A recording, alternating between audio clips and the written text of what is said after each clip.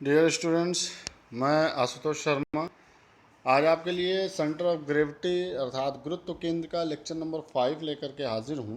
उसका पार्ट 1 है ये। ठीक है। अभी पिछले जितने भी लेक्चर्स हुए हैं 4 लेक्चर इसके हो चुके हैं गुरुत्व केंद्र या सेंटर ऑफ ग्रेविटी के, जिसमें मैंने आपको प्लेन फिगर्स के यानी जो 2 डायमेंशनल फिगर्स हैं जैसे स्क्वायर हुआ, रेक्टेंगल हुआ, है ना, और आपका सर्कल यानी वृत्त हुआ, क्वार्टर सर्किल हुआ, इन सब का मैंने आपको सेंट्रॉइड निकालना सिखाया था। मैंने बताया था कि जितना भी प्लेन फिगर होता है, 2 डायमेंशनल फिगर्स होते हैं, उनका भी यह सेंट्रॉइड होता है। सेंट्रॉइड उसको कहते हैं जिसमें मास नहीं होता है या जिसका वेट नहीं होता, ठीक है ना, उसको इसमें उसका जो भी हम निकालते हैं सेंट्रॉइड होता है। इसके बाद मैंने आपको बताया था कि 3 डायमेंशनल फिगर्स में जिसका अपना एक वेट होता है और जिसका अपना एक मास होता है, जैसे हमारी बॉडी हुई, या हमने आपको स्फेयर के विषय में बताया जिसको हिंदी में गोला कहते हैं, अर्धगोला यानी हेमिस्फेयर। हेमिस्फेयर में मैंने 2 टाइप निकालने के बताए थे, एक हॉलो हेमिस्फेयर, एक सॉलिड हेमिस्फेयर। इसके अलावा मैंने बताया था आपको कोन यानी शंकु, ठीक है ना, और सिलेंडर। तो ऐसा मैंने कई सारी चीज़ें बताई थी और इन पर बेस्ड मैं न्यूमेरिकल भी चला रहा हूँ पिछले कई दिनों से, ठीक है ना। अब आज का जो लेक्चर है इसमें भी हम फर्स्ट पार्ट में न्यूमेरिकल ही डिस्कस करेंगे, अच्छे और कीमती जो बढ़िया टाइप के न्यूमेरिकल है उनको डिस्कस करेंगे। और पार्ट 2 में कुछ चीज़ें रह गई थी, जैसे मुझे याद है मैंने आपको शायद अभी ट्रायंगल का सेंट्रॉइड निकालना नहीं बताया था। मैंने डायरेक्ट बता दिया था कि भैया नोकीले मतलब टॉप से अगर देखा जाए तो 2h/3 पे होता है और बेस से h/3 पे होता है, बट मैंने इसको निकालना नहीं सिखाया, तो मैं वो बताऊंगा। और इसके अलावा आपको आज ट्रेपेजियम का भी निकालना सिखाऊंगा, ठीक है ना, सेंट्रॉइड। तो चलते हैं फिलहाल आज के न्यूमेरिकल्स पे बेटा।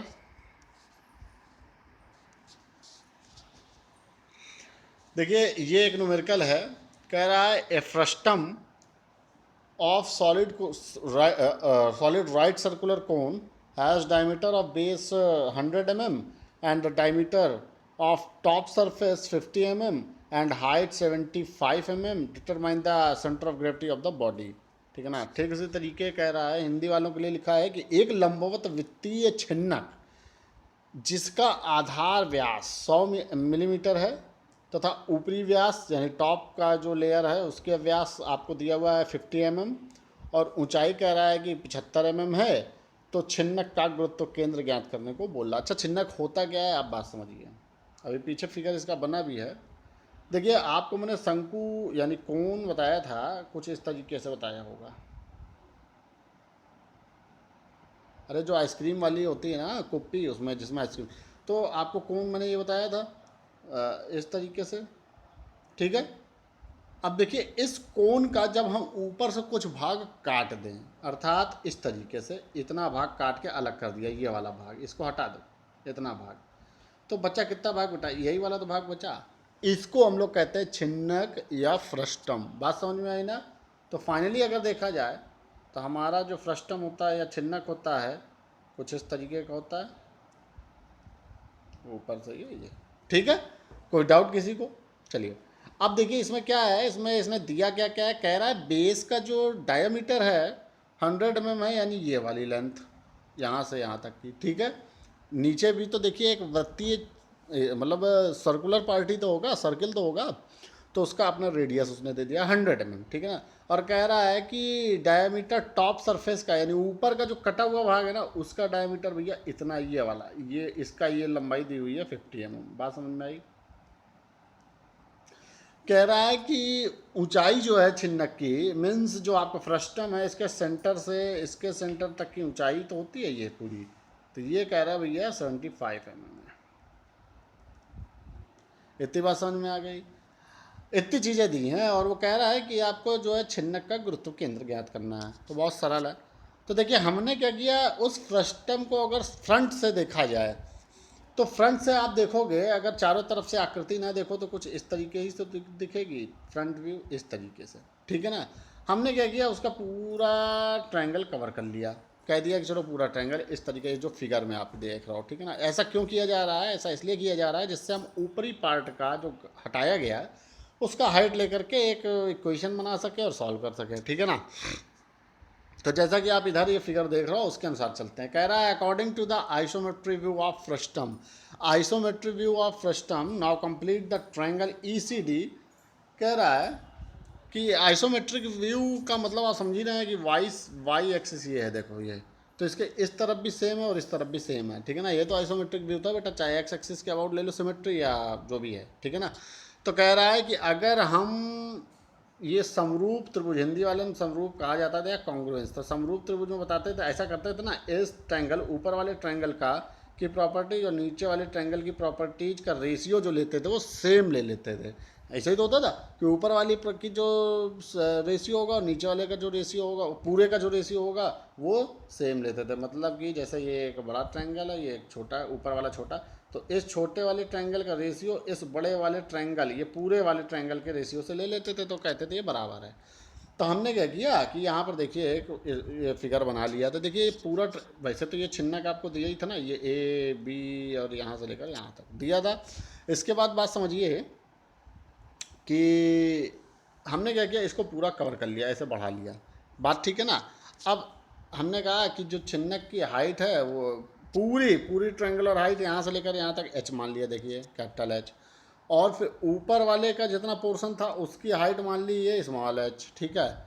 इसकी हाइट तो दी थी छिन्नक की, यानी जो आपका फ्रस्टम है उसकी हाइट 75 mm दिया है। इसके बाद कह दिया कि जो नीचे ऊपर वाला पोर्शन है उसका गुरुत्व केंद्र है, यानी कि सेंट्रॉइड सेंटर ऑफ ग्रेविटी, गुरुत्व केंद्र की जो बेस से हाइट थी वो y2 थी, और नीचे वाला जो बचा हुआ है उसका गुरुत्व केंद्र की हाइट y1 है, और हमें टोटल का g मान लेते हैं, यहाँ कहीं है तो वो निकालना है y। इतनी बात समझ में आ गई होगी आप लोग को, चलते हैं। तो कह रहा है so in similar triangles A B E, यानी ये ई है ऊपर वाला पोर्शन, इतनी बात समझ लेना, लिखा नहीं है इसमें ई, और कह रहा है सी डी ई, यानी सी ये है, डी ये है और ई, समझ गए ना। यानी दोनों ट्रायंगल्स के सिमिलर ट्रायंगल्स मान लिया, और उसके अनुसार अब हम चलते हैं। तो कह रहा है कि ई ये था, सी और डी, ठीक है ना। कह रहा है कि ई एफ ये बीच वाला, देखो यहाँ एफ दिया भी है, ठीक है ना। ई एफ अपॉन ई ओ, यानी ये बीच वाला ई ओ था, is equal to A B ये वाला अपॉन सी डी। बात समझ में आई ना, दोनों ट्रायंगल से हमने सिमिलरिटी ले ली भैया। एक कह दिया कि इस ट्रायंगल का हाइट ई एफ और पूरे ट्रायंगल का हाइट ये ई ओ, इसका रेशियो, और साथ में इस ट्रायंगल का ये जो बेस है और इस ट्रायंगल का जो बेस है उसका रेशियो कह रहा है आपस में बराबर होना चाहिए according to the similarity of the triangle. ये पढ़ा होगा ट्रायंगल में सबने, तो हमने ले लिया भैया। और लेने के बाद देखो क्या, ई एफ इसकी हाइट हमने स्मॉल एच मान ली थी, स्मॉल एच लिख दिया। ई ओ यानी ऊपर से लेकर नीचे तक की हाइट पूरी, तो ई ओ क्या है भैया, टोटल देखो एक तो एच ये है ही है, साथ में 75 mm है, तो हमने एच प्लस 75 mm, चाहते तो उसको कैपिटल एच भी रख सकते थे, कोई डाउट नहीं है उसमें, ठीक है ना। तो एच प्लस 75 यानी स्मॉल एच, और साथ में नीचे का तो दिया ही था हाइट 75, वो रख दिया। ए बी देखिए ऊपर वाले का भैया रेडियस आपको दिया था, ध्यान होगा, सॉरी डायमीटर 50 और नीचे वाले का डायमीटर 100, इतनी बात सबको समझ में आ गई होगी।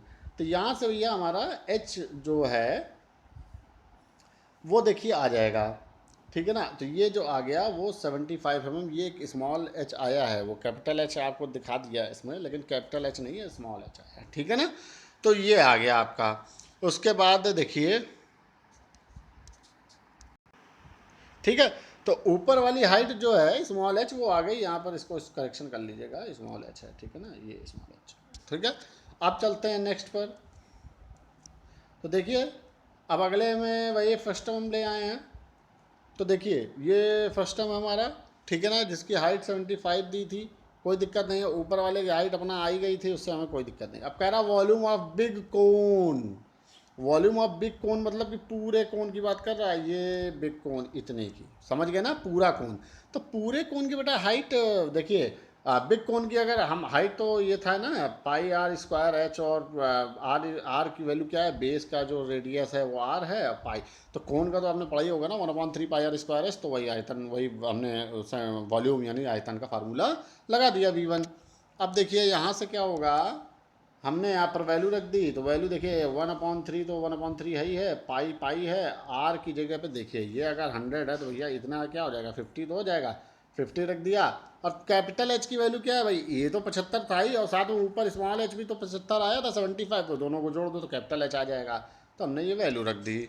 तो इससे हमारा जो फार्मूला मिला, मतलब जो वॉल्यूम मिला V1 पूरे बिग वाले का, ठीक है ना, बिग वाले का मतलब आप समझ रहे होंगे कौन सा, ये पूरा यहाँ से उठाओ ये ठीक है, बिग वाला। तो 125 पाई मिलीमीटर क्यूब। अब उसके बाद हम क्या करेंगे, उसके बाद देखिए, तो इसका हम सेंटर ऑफ ग्रेविटी, सॉरी जो इस बड़े वाले का है उसका हम सेंट्रॉइड भी निकाल सकते हैं। देखिए चूंकि ये वाई एक्सिस के अराउंड सिमेट्रिक है, तो हमें एक्स, चूंकि इधर भी पोर्शन सेम है इधर भी पोर्शन सेम है, तो जो हमारा सेंट्रॉइड होगा, अब वाई एक्सिस के अबाउट सिमेट्री पे एक्स जीरो हो जाता है, मैंने पहले भी बताया था। और जो सेंट्रॉइड आपका काम करेगा कहाँ करेगा, इसी लाइन पे तो काम करेगा, इस पूरी लाइन पे। अब पूरी लाइन पे काम करेगा, ठीक है। तो देखिए अब चलते हैं इसका सेंट्रॉइड के लिए, सॉरी सेंटर ऑफ ग्रेविटी के लिए। तो एक्स तो जीरो हो गया, वाई मैंने कोण के लिए जब आपको पढ़ाया था, ये मान लीजिए हाइट एच थी, तो हमने बताया था कि जो आपका सेंटर ऑफ ग्रेविटी काम करता है बेस से h/4 पे काम करता है, पीछे भी बता चुके हैं, ठीक है ना। तो वही हमने फार्मूला यहाँ रख दिया h/4, 150/4, तो 37.5 यहाँ का आंसर आ गया। चलिए नेक्स्ट चलते हैं। अब कह रहा है कि volume of small cone V2। तो volume of small cone V2, यानी देखिए स्मॉल कोन कौन सा है भैया, स्मॉल कौन कौन सा था, ऊपर वाला था, देखो कौन वाला, ये वाला। ये तो हमने पूरा वाला तो निकाल ही लिया था, अब ये भी तो एक में है ऊपर, समझ गए ना। तो पूरा, अब हम कर क्या रहे हैं, बात समझना, हमको इस बचे हुए इस पार्ट का निकालना था। तो पूरे वाले में से हम ऊपर वाले का वो सब घटा देंगे। तो आपने जैसे पीछे फार्मूला पढ़ा, तो बचा वाला आ जाएगा कि नहीं आ जाएगा। चलिए, तो यहाँ पर पाई और स्क्वायर एच वही वाला फार्मूला लगा दिया V2। पाई की वैल्यू रखनी नहीं है, तो अभी एज यूजल कट पिट जाएगा। आर की वैल्यू भैया, जब ये 50 है ऊपर वाले में, ये जब 50 था तो ये 25 बचेगा ना आर। और 75 इसकी हाइट आई थी, स्मॉल एच की वैल्यू आई थी ना 75, तो वो हमने वैल्यू रख दी। अब चलते हैं नेक्स्ट। तो एक्स 156.25 पाई, ये हमें मिलीमीटर क्यूब में आंसर, मतलब ऊपर वाले कोन का भी वो वॉल्यूम मिल गया। अब चलते हैं ऊपर वाले कोन के लिए, हमें x2 की वैल्यू देखिए। जो ऊपर वाला कोण है ये भी तो भैया वाई एक्सिस के अबाउट ही तो सिमेट्रिकल है, तो एक्स तो जीरो हो जाएगा, और बाकी वाई की वैल्यू क्या आ जाएगी। अगर वाई की वैल्यू हम पूरे यहाँ से बेस से ही नापना पड़ेगा, ध्यान रखना जहाँ से एक्स एक्सिस मानना वहीं से नापते हैं, तो 75 तो हो ही जाएगा, और प्लस 75 तो हो ही गया, प्लस एच इसकी हाइट का 1/4, तो h/4, तो 75 प्लस 75/4। तो हमें बेस से जो ये वाला हाइट मिला वो कितना मिला, 93.75 mm। चलते हैं फार्मूला लगा देंगे। देखिए फार्मूला मैंने आपको बताया था, बड़े वाले कोण का पूरा जो V1 Y1 है बड़े वाले कोण का आया था, और माइनस छोटे वाले कोण का ये जो V1 Y1 आया था उसको घटा दो, यही तो करते थे, तभी तो बचे वाले भाग का इसका आ जाएगा बचा वाला भाग, और अपान में V1 माइनस V2 जैसा का वॉल्यूम भी घटा दो। तो ये सब करके जब आप आंसर निकालोगे तो भैया आपका जो आंसर आएगा 29.46 mm। तो एक फ्रस्टम का, अगर आपको सेंट्रॉइड नहीं बेटा, इसको सेंटर ऑफ ग्रेविटी बोलेंगे, सॉरी बार बार सेंट्रॉइड निकल रहा है। सेंट्रॉइड बेटा मैंने क्या बताया था, प्लेन फिगर के लिए होता है, ठीक है ना। तो उसका जो सेंटर ऑफ ग्रेविटी क्या आएगा आपका, गुरुत्व केंद्र 29.46, और एक्स की वैल्यू 0, जैसे कि वाई एक्सिस के अबाउट सिमेट्री है। चलिए नेक्स्ट चलते हैं। नेक्स्ट न्यूमेरिकल देखते हैं। देखिए अभी तक मैंने वाई एक्सिस के अबाउट सिमेट्री आपको पढ़ाई थी। वाई एक्सिस के अबाउट सिमेट्री जैसे आपने अभी तक सिलेंडर मान लो पढ़ा था, सिलेंडर, तो वो भी देखा था। वाई सिलेंडर जो पढ़ा था आपने, वाई एक्सिस के अबाउट ही सिमेट्रिक पढ़ा था, मतलब दोनों तरफ बराबर पोर्शन है, देखिए है ना। अब ये जो फिगर हम पढ़ा रहे हैं आपको, ये पढ़ा रहे हैं कि एक्स एक्सिस के अबाउट सिमेट्री आने पे क्या होगा। भाई सिंपल सी बात है, जब वाई एक्सिस के अबाउट सिमेट्री थी तो हमारा जो सेंटरॉइड था या सेंटर ऑफ ग्रेविटी थी वो वाई एक्सिस के अबाउट ही चलती थी, यानी कि एक्स जीरो हो जाता था। अब यहाँ पर एक्स एक्सिस के अबाउट चलेगा पूरा मैटर, तो वाई जीरो हो जाएगा। अब हमको एक्स सी यानी कि सेंटर, जो सेंटर ऑफ ग्रेविटी है उसका पहला पार्ट निकालना पड़ेगा। चलिए चलते हैं फिलहाल क्वेश्चन में देखते हैं। क्वेश्चन बेटा कह रहा है, solid body consist of A right circular cylinder and A hemisphere, A cone is cut out from the cylinder as shown in figure, find the center of gravity of the remaining body। Hindi वालों के लिए भी देखिए लिखा हुआ है, एक ठोस पिंड जो कि वृत्तीय लंबवत वृत्तीय बेलन तथा अर्धगोले से मिलकर बना है, बेलन से एक शंकु काट कर निकाला गया है जैसा कि चित्र में दर्शाया है। तो बचे हुए पिंड का गुरुत्व केंद्र ज्ञात करें। भैया बात समझिए, न्यूमेरिकल में कहे क्या रहा है, ये आपको पूरा फिगर दिया है और कह रहा है कि ये बेलन यानी कि आपका एक सिलेंडर है, और हेमिस्फेयर से मिलके बना है। देख लीजिए, आपको साफ साफ दिख भी रहा होगा। ये देखिए, ये इतना सिलेंड्रिकल पोर्शन है, इतना देखिए, इसका अपना एक वो होगा, सिलेंड्रिकल पोर्शन दिख रहा होगा आपको साफ साफ अब, ठीक है। और इतना आपको दिख रहा होगा हेमिस्फेयर। कोई डाउट है? चलिए, अब वो इसमें से कह रहा है कि जो आपका सिलेंड्रिकल पोर्शन था, यानी बेलन वाला पोर्शन है, उससे एक राइट सर्कुलर कोन काट के निकाल लिया गया भैया। ये देखो, इतना इतना ही तो था, इससे कोन आपका काट के निकाल लिया गया भैया। ये बना दिया हमने क्या, कोन, शंकु, ठीक है। अब वो कह रहा है कि जो रेस्ट शेडेड पार्ट बचा हुआ है, उसका कह रहा सेंटर ऑफ ग्रेविटी निकाल दो, क्योंकि आपको पता ही है कि ये 3D फिगर है, इसका अपना मास होगा, अपना एक वेट होगा, तो कह रहा है कि सेंटर ऑफ ग्रेविटी निकाल दो। बहुत सरल है, कोई कठिनाई है ही नहीं। चलते हैं, कह रहा है here the solid body is symmetrical about the x axis, therefore we find out XC. मैंने बताया था कि जैसे मान लो अगर सिलेंडर है, मान लो एक बात बता रहा हूँ, सिलेंडर को लिटा दो इस तरीके से, इस तरीके से, तो ये सिमेट्रिकल किसके अबाउट हो जाएगा, एक्स एक्सिस के अबाउट हो गया कि नहीं हो जाएगा, वाई एक्सिस के अबाउट सिमेट्री थोड़ी। मतलब कि सिमेट्री का मतलब आप समझिए कि उसी एक्सिस के अबाउट ही पूरा वो समझ लो घूम रहा है। अब ये सिलेंडर देखो किसके अबाउट घूमेगा, अगर घुमाओगे तो इसी के अबाउट तो घूमेगा, ठीक है। जब अगर ऐसे खड़ा रहता था मान लो, तो ऐसे में किसके अबाउट घूमता था, इसके अबाउट घूमता था, वाई एक्सिस। तो जिस एक्सिस के अबाउट घूमेगा वो सिमेट्रिकल, उसके अबाउट घूमेगा। तो अब ऐसे केस में क्या होगा बेटा, आपका सेंटर ऑफ ग्रेविटी जो होगा वो एक्स एक्सिस पे ही लाई करेगी, वाई जीरो हो जाएगा। बस एज यूजुअल सिंपली हम लोग चलना शुरू कर देते हैं।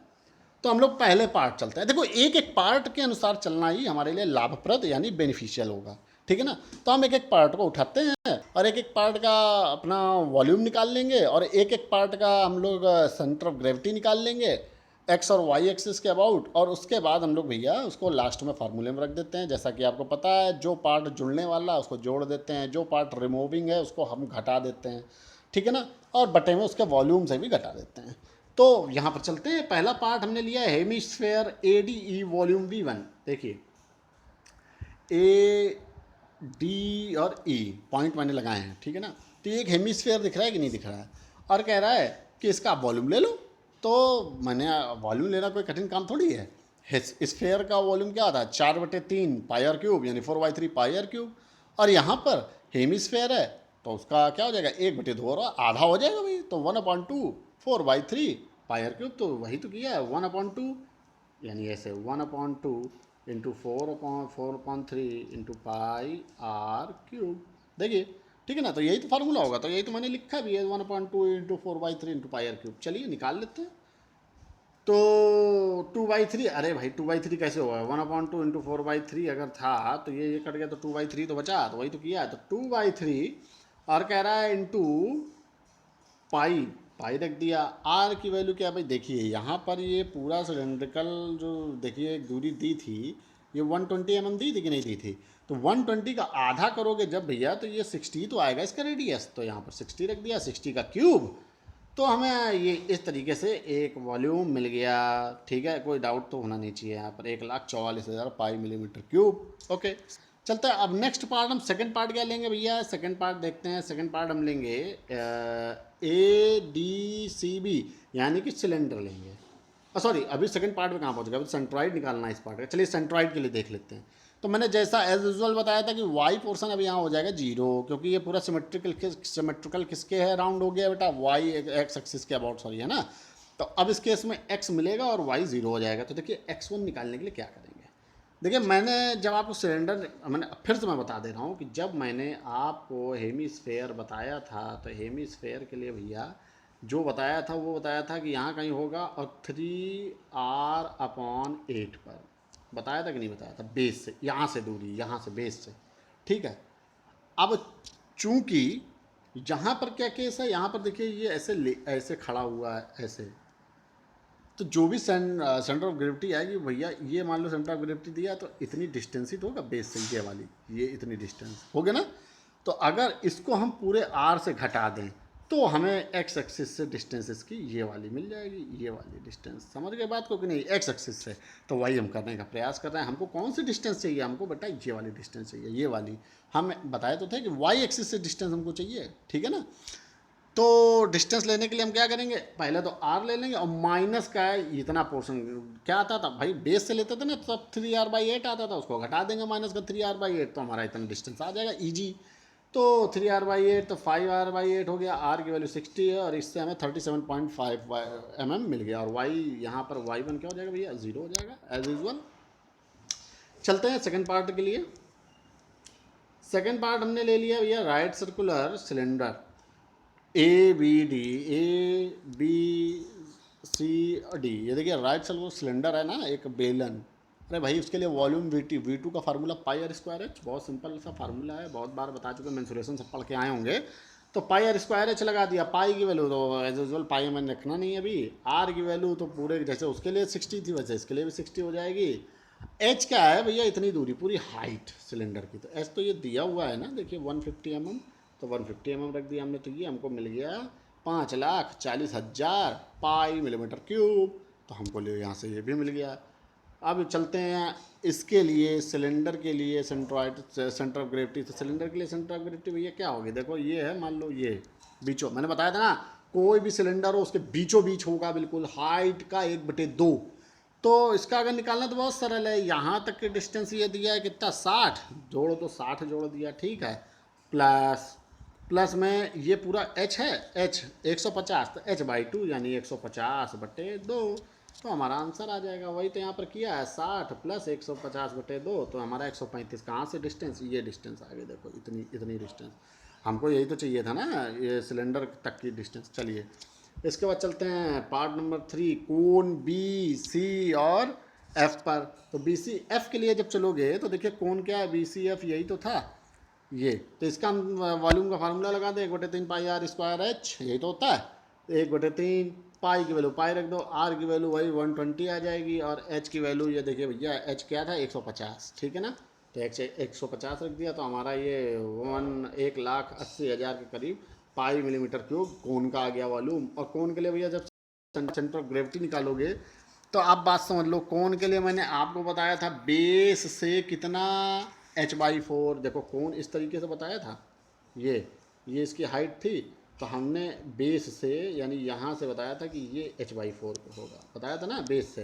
तो अब देखो यहाँ क्या हो जाएगा, इस केस में क्या होगा, x3 निकालने के लिए पूरा ये हाइट तो यहाँ तक तो जोड़ ही दो, 60 जुड़ गई, प्लस 150 ये पूरा और जोड़ दो, तो 150 पूरी ये हाइट यहाँ तक की आ गई, 150 + 60 ये। अब उसमें से कितना, इतना घटा दो, इतना ही तो घटाना होगा, तो इतना कितना 150/4 यानी h/4, तो ये घटा दो तो इतनी हाइट हमारी यहाँ तक की निकल आएगी। तो देखिए आ गई 172.5। चलते हैं formula CG of remaining solid body, तो x की वैल्यू निकालनी है, तो एज यूजल वही कर रहे हैं, क्या कर रहे हैं भैया, देखिए V1x1 यानी कि पहले हेमीस्फेयर की करी, प्लस में V2x2 हमने सिलेंडर का जोड़ दिया भैया, ठीक है, और इसमें से हटाना क्या था, कोण का हटाना था, तो -V3x3 घटा दिया, और अपॉन में V1 V2 जोड़ दिया और प्लस कोण का वॉल्यूम भी घटा दिया। तो इस तरीके से हमको जो यहाँ पर आंसर मिला, कितना मिला भैया, ये मिला, XC की वैल्यू 93.75 mm और YC की वैल्यू 0 mm। तो यहाँ तक का बेटा आज हमारा ये वीडियो था, इसमें मैंने आपको बहुत ही इम्पोर्टेंट न्यूमेरिकल्स डिस्कस किया है। और एक मिनट, तो इसके बाद अब हम जो पार्ट 2 अभी अपलोड करेंगे, तो उसमें फिर हम ट्रायंगल का सेंट्रॉइड निकालना सिखाएंगे और साथ में ट्रेपेजियम का सेंट्रॉइड निकालना आपको, यानी समलम चतुर्भुज का निकालना सिखाएंगे, ठीक है ना। तो फिलहाल अभी तक के लिए इतना ही, और इसको बेटा न्यूमेरिकल की प्रैक्टिस मैंने बहुत करा दी है, लगभग 12 से 13 न्यूमेरिकल के ऊपर ही मैंने करा दिया, इससे बाहर कुछ आना नहीं है, ठीक है ना। तो आप इसको न्यूमेरिकल की प्रैक्टिस कीजिए, और इसके बाद जो लेक्चर पार्ट अपलोड करेंगे अभी हम पार्ट 2, इसके बाद बेटा आपको बताते हुए बहुत हर्ष महसूस हो रहा है कि सेंट्रॉइड सेंटर ऑफ ग्रेविटी, मतलब गुरुत्व केंद्र और केंद्रक का ये चैप्टर भी समाप्त हो जाएगा, ठीक है। इसके बाद हम आपको एक असाइनमेंट देंगे, और देखिए कितनी जल्दी से आपका ये भी चैप्टर समाप्त हो गया, ठीक है। फिलहाल अभी तक के लिए गुड इवनिंग, आपको नमस्कार और शुभ संध्या। आपका आशुतोष शर्मा।